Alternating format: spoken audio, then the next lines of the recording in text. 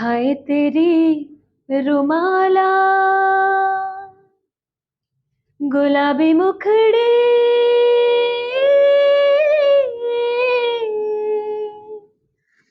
तेरी के भली छजीरे नक के नथुली।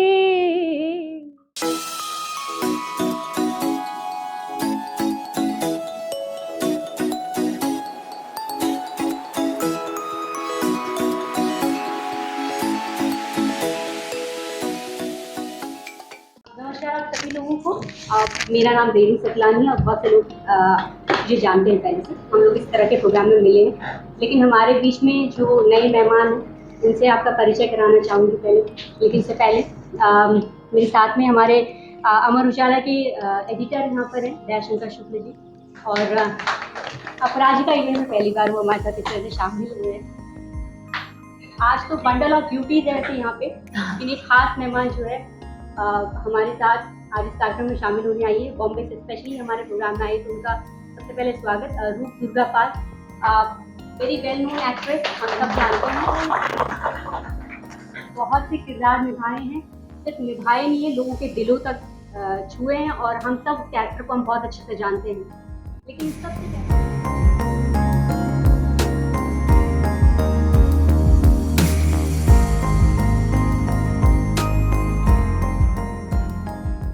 5 साल से अमर उजाला अपराजिता प्रोग्राम को चला रहा है, और इस प्रोग्राम का उद्देश्य है फीमेल्स के पार्टिसिपेशन को बढ़ाना, और अलग अलग तरह के मुद्दों पर जो है, जिस तरह के मुद्दों पर वो बात करना चाहती हैं उस तरह के मुद्दे जो हैं हम इस मंच के जरिए उठाते हैं। सिर्फ शहर ही नहीं बल्कि गाँव में, गाँव की महिलाओं के हिसाब से किस तरह के मुद्दों पर बात होनी चाहिए, और शहर में महिलाओं की क्या समझना है, उस मुद्दे को लेकर हम बात करते हैं। इसके अलावा जो हमारे बीच में बड़ी शख्सियत हैं, जो ऐसी शख्सियत हैं जो प्रेरणा देती हैं समाज को, उनको हम इस प्रोग्राम पे, इस मंच पर लेके आते हैं। वो चाहे हेल्थ इश्यूज पे बात करना हो या वुमेन एम्पावरमेंट पे बात करना हो, तमाम तरह के मुद्दों को लेकर उस क्षेत्र की हस्ती को हम यहाँ पे बुलाते हैं और आप लोगों से इंटरेक्शन करवाते हैं। तो आज हमारे बीच में बेहद खूबसूरत अदाकारा पहुंची है दुर्गा पाल। सबसे पहले मैं चाहूँगी आप लोग जोरदार तालियों से इनका स्वागत कीजिए।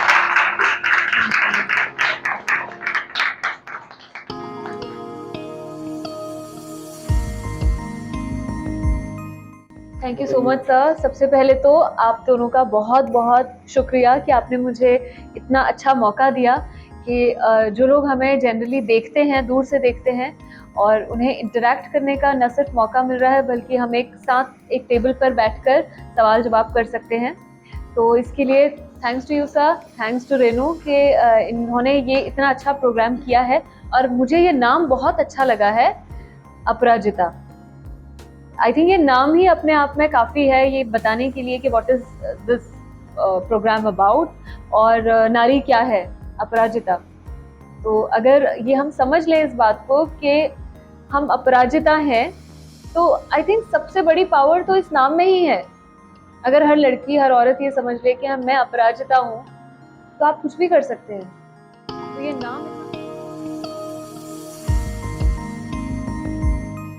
संघर्ष मेरा सिर्फ यही रहा, ये समझने में कि मैं फिट कहाँ होती हूँ, क्योंकि मैंने काफ़ी सारी चीज़ें की हैं। जब मैं 10th में थी तो मैं एक टॉपर थी, जबकि मैं मैथ्स में बिल्कुल अच्छी नहीं थी, लेकिन समहाउ मैं 10th में एक टॉपर के रूप में आ गई। अब मैंने देखा कि मैं काफ़ी अच्छे मेरे मार्क्स आए हैं, काफ़ी तारीफ है। अदरवाइज़ मैं मैथ्स एज अ सब्जेक्ट कभी लेती ही नहीं। लेकिन उसके बाद स्ट्रगल था कि मैथ्स चूज़ करूं कि बायो चूज़ करूं कि दोनों चूज़ करूं। तो मेरे पापा जो कि एक डॉक्टर हैं अल्मोड़ा में, वो चाहते थे कि मैं डॉक्टर बनूं और सिर्फ बायो लूँ। मेरी मम्मी क्योंकि वो ज़्यादा प्रैक्टिकल थी, तो वो ये चाहती थी कि मैं मैथ्स और बायो दोनों लूँ, जिससे कि मैं डॉक्टर, इंजीनियर दोनों बनने की मेरी दोनों राहें खुली रहें। और मैं एक बहुत ही कंफ्यूज्ड चाइल्ड थी। अगर आप लोगों ने लक्ष्य मूवी देखी है तो उसका जो ऋतिक रोशन था, जो हमेशा बोलता रहता था मैं ऐसा क्यों हूँ, मैं वो गाना मेरे पे ही बनाए थे। मैं यही सोचती रहती थी मैं ऐसी क्यों हूँ। तो मेरा जो पूरा मोटिवेशन रहा 4 साल ग्राफिक एरा में, वो ये था कि मेरा पोर्टफोलियो बन जाएगा और मैं एक्टर बन जाऊंगी, क्योंकि एक यही चीज़ थी जहाँ पे मैं अपने आप को फिट देखने लगी थी। ना एग्रीकल्चर में फिट हो रही थी। खेती करने की बहुत कोशिश की मैंने, पंतनगर के खेतों में फावड़ा भी चलाया और वो फावड़े से मेरा पाँव भी कटा है। तो मैंने I have given my sweat and blood to Uttarakhand, I can से।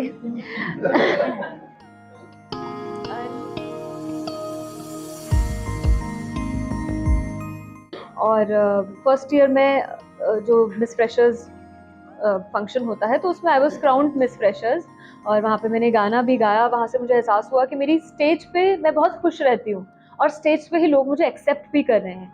तो वो एक्सेप्टेंस जो था वो मुझे एक एक्टर या एक सिंगर की तरह ही मिला, और मैं खुद भी बहुत अच्छा महसूस करती थी कि मैंने कुछ किया है।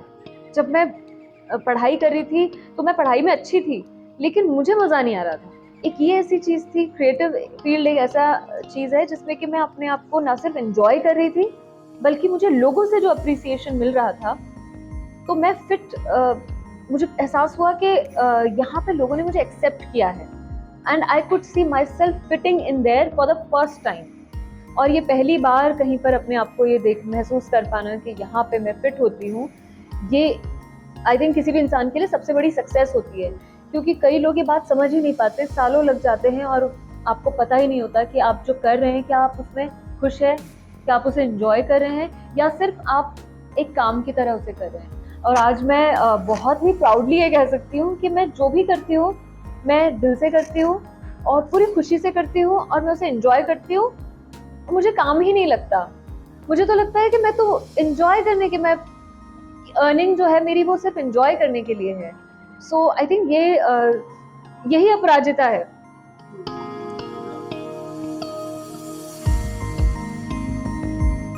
हेलो मैम, मैं इंटर कॉलेज में लेक्चरर हूँ हिस्ट्री की, और ये मेरी बेटी है अनुष्का कैद। आज मैं इनके साथ आपसे मिलने का मुझे मौका मिला, रूबरू होने का। मैंने आपको सीरियल में तो देखा है, लेकिन आज मैं सामने से देखा तो मुझे अंदर से मुझे लगा कि यहाँ आने का मुझे सौभाग्य जो था। Thank you so much. ये भी आपके है, तो इसको भी शौक है गाने का, सीरियलों में टीवी पे आने का। तो मेरा सवाल आपसे ये है कि जैसे हम तो मिडिल क्लास फैमिली से हैं और मैं सर्विस क्लास हूँ, मेरे हस्बैंड भी नहीं है, सिंगल किया है, मैं सिंगल जाती हूँ। तो मैं इसको इस फील्ड में यदि मैं लाना चाहूँ तो मैं कैसे इसको भेज सकती हूँ बिना किसी डर के? To be honest, it is not, and especially when nowadays the more focus, if you see the content, the more focus is on acting, and ये भी आपने कई बार सुना होगा that models find it very difficult to act. तो ये सारी चीज़ों को ध्यान में ज़रूर रखना, and it's too early for you to make up your mind. You will understand, you are only in 12th, you would want to finish your education, of course, because for me I think education is the most important thing ever. It prepares you for the actual world. हम सपने तो खूब देख सकते हैं, लेकिन जो बाहर की दुनिया होती है वो इतनी फर्क होती है कि उसमें सक्सेसफुल होने के लिए, न सिर्फ सक्सेसफुल होने के लिए, उसमें सर्वाइव करने के लिए, सक्सेसफुल तो हम बाद में होते हैं, पहले तो सर्वाइव करना पड़ता है। तो उसके लिए जो कॉन्फिडेंस चाहिए होता है, वो कॉन्फिडेंस आपको एजुकेशन से ही मिल सकता है। और अपने सपने को आप सुनना चाहते हैं कि बाहर के शोर को सुनना चाहते हैं, चॉइस आपकी है। बोलने वाले लोग बहुत सारी चीजें बोलेंगे, you have to filter out things as per your desires, as per your dreams, and this is what I've done.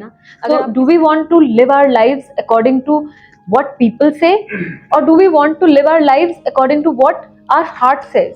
I go by my heart, and like I said, God is the only father. Don't go by Godfather.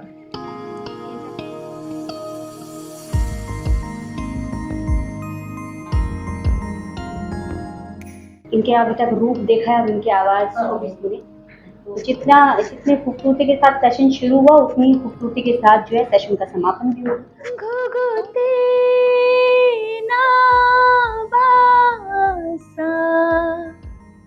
घुघुती ना बासा, घुघुती ना बासा, आमे के डाईमा घुघुती ना बासा, आमे के डाईमा घुघुती ना बासा, बेडुपाको बारमासा, बेडुपाको बारमासा नरना काफल पाको चैता मेरी छैला नरना काफल पाको चैता मेरी छैला मेरी छैला मेरी छैला। नमस्ते।